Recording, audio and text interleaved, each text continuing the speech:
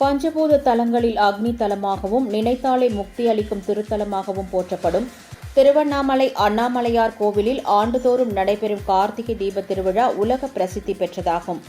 மேலும் மாதந்தோறும் பௌர்ணமி அன்று லட்சக்கணக்கான பக்தர்கள் கிரிவலம் வருகின்றனர்.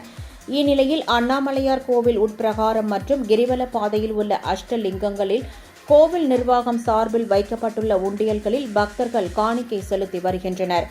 திருவண்ணாமலை அண்ணாமலையார் கோவில் வரலாற்றில் முதல் முறையாக கடந்த ஆடி மாதம் 6,18,00,000 ரூபாய் உண்டியல்கள் மூலம் வருவாய் கிடைத்த நிலையில் புரட்டாசி மாதம் உண்டியல்களை திறந்து எண்ணப்பட்ட போது பக்தர்களின் காணிக்கை அதிகரித்துள்ளது.